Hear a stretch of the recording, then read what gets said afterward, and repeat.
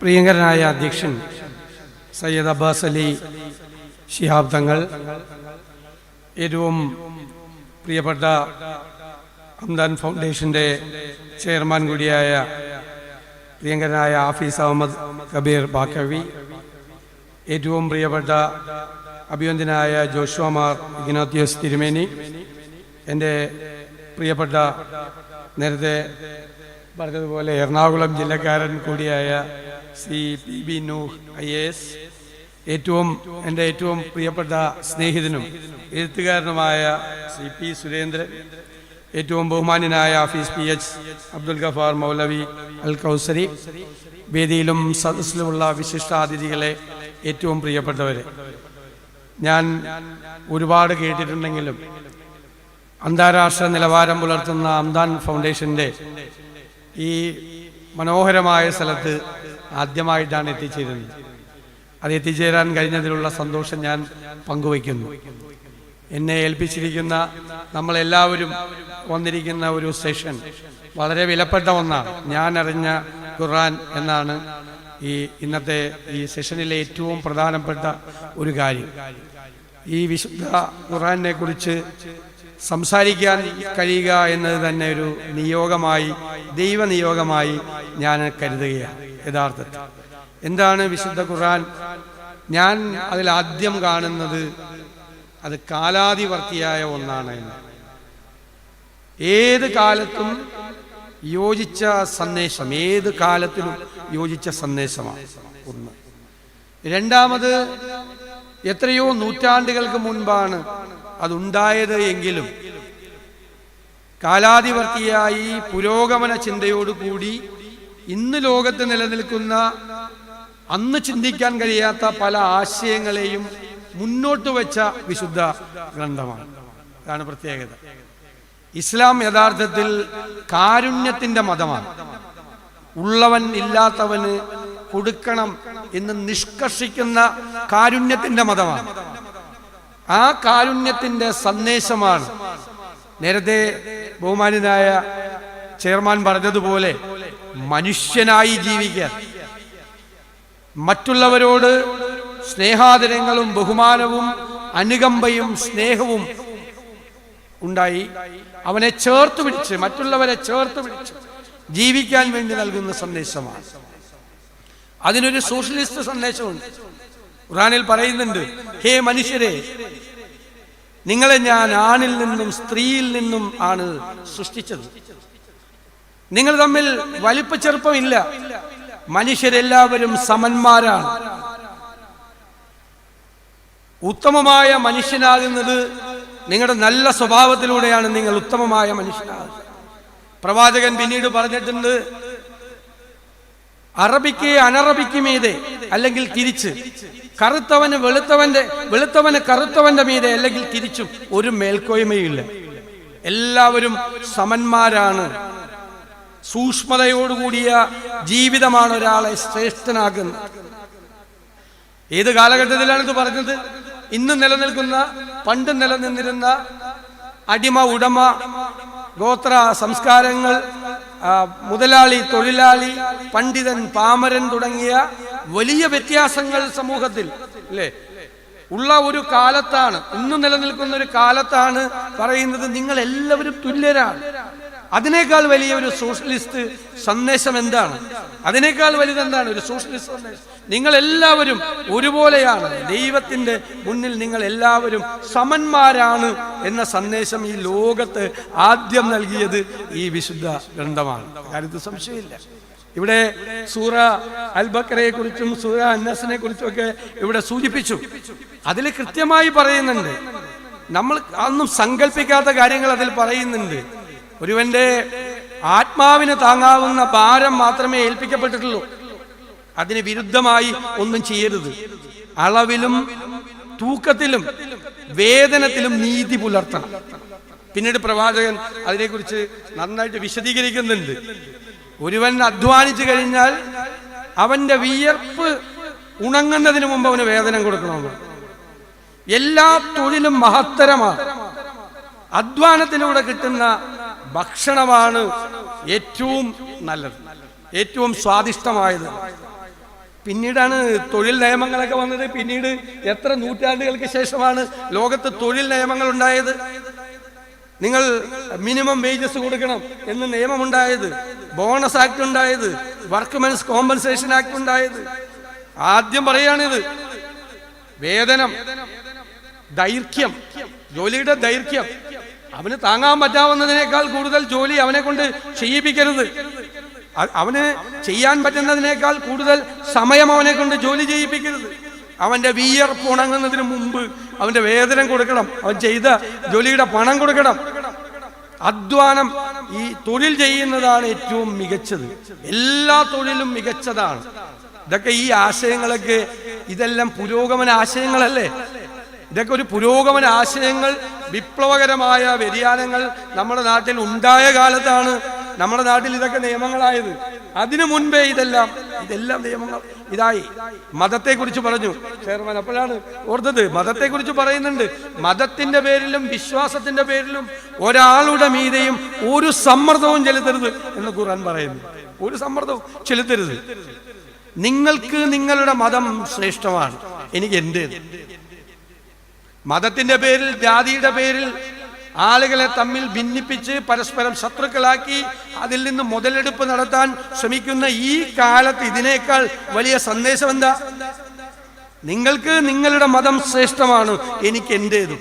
അതിനേക്കാൾ വലിയ മെസ്സേജ് എന്താണ്? എല്ലാവർക്കും സ്പേസ് ഉണ്ടെന്നാണ് അല്ലേ? മക്കയിൽ നിന്നും മദീനയിലെത്തിയ പ്രവാചകൻ അവിടെ ഒരു ഭരണഘടന ഉണ്ടാക്കി, നിയമം ഉണ്ടാക്കി. അത് മുസ്ലിങ്ങൾക്ക് വേണ്ടി മാത്രമുള്ള നിയമം ആയിരുന്നില്ല. അവിടെ ഉണ്ടായിരുന്ന ജൂതന്മാർക്കും ക്രൈസ്തവർക്കും കൂടി ഉണ്ടാക്കിയ നിയമമാണ്. അവർക്കും അവരുടെ ഇഷ്ടമുള്ള മതവിശ്വാസങ്ങളിൽ പ്രവർത്തിക്കാനും അവർക്ക് ഇഷ്ടമുള്ള പ്രാർത്ഥനകളിൽ പങ്കെടുക്കാനുമുള്ള സ്വാതന്ത്ര്യം നൽകിയ ഭരണഘടനയാണ് മദീനയിൽ വെച്ച് ഉണ്ടാക്കിയത്. മാതൃകാ ഭരണഘടനയാണ്. നമ്മുടെ ഭരണഘടനയ്ക്ക് പോലും വഴികാട്ടിയായ ഒരു ഭരണഘടനയാണ് അവിടെ ഉണ്ടാക്കിയത്. എല്ലാവർക്കും തുല്യ അവകാശങ്ങളുള്ള, ഇസ്ലാമിന് വേണ്ടി മാത്രമല്ല പ്രവാചകൻ ഭരണഘടന ഉണ്ടാക്കിയത്. അത് ഈ ആശയമാണ്. ഖുർആനിൽ പറയുന്നുണ്ടല്ലോ, ഇത് മതം, നിന്റെ മതം നിനക്ക് ശ്രേഷ്ഠമാണ്, എനിക്ക് എന്റേതും എന്ന് പറയുന്ന ഏറ്റവും വലിയൊരു മെസ്സേജാണ്. മാത്രമല്ല പിന്നീടുള്ള കാലങ്ങൾ കൊണ്ട്, ഗവേഷണങ്ങൾ കൊണ്ട്, ശാസ്ത്ര ഗവേഷണങ്ങൾ കൊണ്ട്, പഠനങ്ങൾ കൊണ്ട് കണ്ടെത്തിയ ശാസ്ത്ര സത്യങ്ങൾ എത്രയോ മുമ്പ് ഈ വിശുദ്ധ ഗ്രന്ഥത്തിൽ പറഞ്ഞിരിക്കുന്നു. ഞാൻ രാവിനെയും പകലിനെയും ക്രമീകരിച്ചു, അല്ലേ? സൂര്യചന്ദ്രന്മാരെ സൃഷ്ടിച്ചു. ഗോളങ്ങൾ അതിന്റെ പന്താവിലൂടെ ചലനം തുടരുന്നു. എന്താ പന്താവ്? പിന്നീട് നൂറ്റാണ്ടുകൾക്ക് ശേഷമാണ് ഓർബിറ്റ് എന്ന് പറഞ്ഞ് ഈ ഗോളങ്ങൾ, ഗ്രഹങ്ങൾ സഞ്ചരിക്കുന്നത് ഒരു ഓർബിറ്റിലൂടെയാണ്. എത്ര നൂറ്റാണ്ടുകൾ കഴിഞ്ഞിട്ടാണ് കണ്ടുപിടിച്ചത്? നേരത്തെ പറഞ്ഞിട്ടുണ്ട്, ആ ഗോളങ്ങൾ ഇതിലൂടെ ആണ് പോകുന്നത് എന്ന് പറഞ്ഞിട്ടുണ്ട്.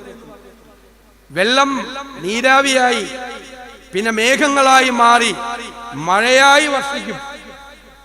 എത്ര വർഷങ്ങൾക്ക് ശേഷമാണ്, എത്ര നൂറ്റാണ്ടുകൾക്ക് ശേഷമാണ് ജലം നീരാവിയായി പോയിട്ടാണ് മേഘമായി മാറി വർഷമായി പെയ്തിറങ്ങുന്നത് എന്ന് ശാസ്ത്രം കണ്ടെത്തിയത്. പറയുന്നില്ലേ? സചേതനങ്ങളായ എല്ലാ വസ്തുക്കളും ജലത്തിൽ നിന്നാണ് ഉണ്ടായത് എന്ന് പറയുന്നത്. പിന്നീടാണ് കണ്ടുപിടിച്ചത്, ലോകം കണ്ടുപിടിച്ചത്, ശാസ്ത്രം കണ്ടുപിടിച്ചത്. എല്ലാ ജീവൽ രൂപങ്ങൾക്കും ജലത്തിന്റെ ഘടനയിൽ നിന്നാണ് ഉണ്ടായത്. എത്ര വർഷം മുമ്പെയാണ്, എത്ര കാലത്തിന്റെ മുമ്പെയാണ് ഈ വിശുദ്ധ ഗ്രന്ഥം നടന്നുപോയത്, പറഞ്ഞത്? എത്രയോ നൂറ്റാണ്ടുകൾക്ക് മുമ്പുള്ള കാര്യങ്ങളാണ് പറഞ്ഞത്. ചന്ദ്രന്റെ ഓർബിറ്റിനെ കുറിച്ച്, ചന്ദ്രൻ സഞ്ചരിക്കുന്ന ഓർബിറ്റിനെ കുറിച്ച്, അമാവാസിയെയും പൗർണമിയെയും തമ്മിൽ താരതമ്യപ്പെടുത്തിക്കൊണ്ട് പിന്നീട് ശാസ്ത്രരംഗത്തുണ്ടായ കാര്യങ്ങൾ ഈ ഗ്രന്ഥത്തിൽ ഉണ്ട്. ഈ ഗ്രന്ഥത്തിൽ വളരെ വ്യക്തമായി പറയുന്നുണ്ട്. പിന്നെ പറയുന്നുണ്ട്, സൂര്യൻ സ്വയം ജ്വലിക്കുകയാണ്, ചന്ദ്രൻ ജ്വലിക്കുന്നില്ല. സ്വയം ജ്വലിക്കുന്ന വിളക്കാണെന്ന്, അല്ലെ? വിളക്കാണെന്നാണ്. ചന്ദ്രൻ പ്രകാശിക്കുന്നില്ല. സൂര്യന്റെ സ്വയം ജ്വലിക്കുമ്പോഴുള്ള ആ വിളക്കിന്റെ പ്രകാശമാണ് ചന്ദ്രനുള്ളതെന്ന. അതൊന്നും പിന്നീടുള്ള കാലത്ത് പലരും സമ്മതിച്ചില്ല. ശാസ്ത്രം എത്രയോ വർഷങ്ങൾക്ക് ശേഷമാണ് ഈ മഹനീയമായ കാര്യം. ഇത് ശാസ്ത്ര സത്യമല്ലേ? എല്ലാവരും വിചാരിച്ചിരുന്നത് എന്താ? ചന്ദ്രനും സ്വയം ജ്വലിക്കുന്നുണ്ട്, ചന്ദ്രനിൽ നിന്ന് പ്രകാശം. ചന്ദ്രന് പ്രകാശമില്ല. ചന്ദ്രന്റെ പ്രകാശം സൂര്യനിൽ നിന്ന് വരുന്ന പ്രകാശം മാത്രമേയുള്ളൂ എന്ന് പറയുന്നുണ്ട്. മനോഹരമായൊരു പാരിസ്ഥിതികമായൊരു പ്രഖ്യാപനം വിശുദ്ധ ഗ്രന്ഥത്തിലുണ്ട്. ഞാൻ പർവ്വതങ്ങളെ സൃഷ്ടിച്ചു, അവ ആണികളായി മാറി ഭൂമിയെ നിയന്ത്രിക്കുന്നു, അതിന്റെ ചലനത്തെ നിയന്ത്രിക്കുന്നു. പിന്നീടാണ് കണ്ടുപിടിച്ചത് പർവ്വതങ്ങൾ ആഴത്തിൽ വേരൂന്നിയവയാണ്.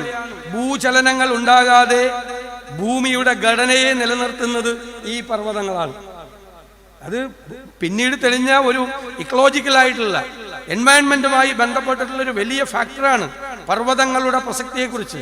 അത് ഞാൻ പർവ്വതങ്ങളെ സൃഷ്ടിച്ച് ആണികളെ പോലെ ഭൂമിയുടെ നിലനിൽപ്പിനെ നിയന്ത്രിക്കാൻ, ഭൂമിയുടെ നിൽപ്പിനെ നിയന്ത്രിക്കാൻ വേണ്ടി ശ്രമിച്ചു എന്നാണ് പറയുന്നത്. ഇതുപോലുള്ള നിരവധി കാര്യങ്ങൾ, നിരവധി എല്ലാ സൂറകളിൽ നിന്നും നമുക്ക് ഉദ്ധരിക്കാൻ കഴിയാവുന്ന തരത്തിലുള്ള നിരവധിയായ ശാസ്ത്രീയ സത്യങ്ങൾ ഒരു സാമൂഹ്യ ഘടനയിൽ, ഒരു സമ്പദ്ഘടനയിൽ മനുഷ്യനെങ്ങനെ മനുഷ്യനാകണം, മനുഷ്യനെങ്ങനെ സമൂഹ ജീവിയാവണം, അവൻ കാരുണ്യമുള്ളവനായി മാറണം, ആ കാരുണ്യത്തിന്റെ സന്ദേശം ജീവിതത്തിൽ അവൻ പ്രതിഫലിക്കണം എന്ന് പറയല്ലോ. നമ്മൾ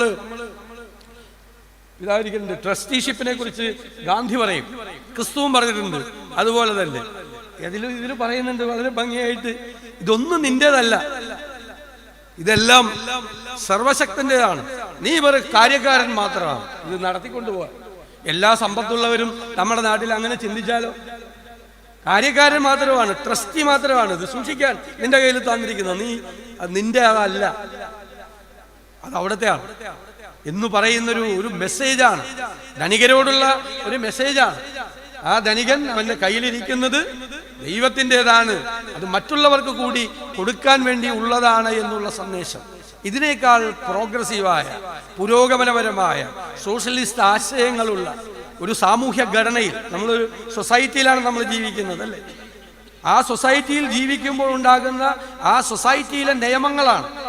അതിനെ ജാതിയുടെ പേരിൽ, മതത്തിന്റെ പേരിൽ, ഗോത്രത്തിന്റെ പേരിൽ, പാണ്ഡിത്യത്തിന്റെ പേരിൽ ഒന്നും മനുഷ്യന് നീതി നിഷേധിക്കപ്പെടാൻ പാടില്ല. നീതി ആണ് നടത്തി കൊടുക്കേണ്ടത്. ഇതാണ് ഞാൻ ചുരുക്കത്തിൽ പറയുമ്പോൾ ഞാൻ അറിഞ്ഞ വിശുദ്ധ ഖുർആൻ അതാണ് എന്ന് വളരെ സന്തോഷത്തോടു കൂടി ഞാൻ പറയാൻ ആഗ്രഹിക്കുന്നു.